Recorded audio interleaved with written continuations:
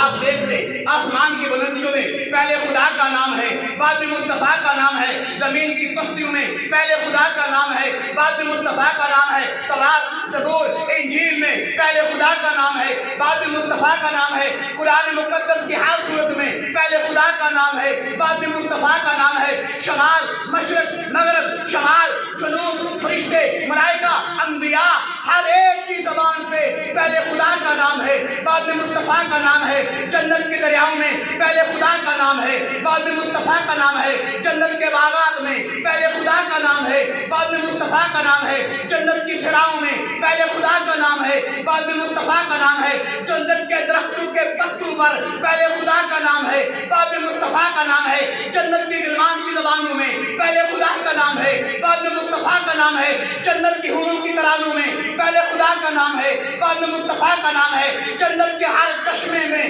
پہلے خدا کا نام ہے، بعد میں مصطفیٰ کا نام ہے۔ جنت کے ہر محل کے دیوارے پر پہلے خدا کا نام ہے، بعد میں مصطفیٰ کا نام ہے۔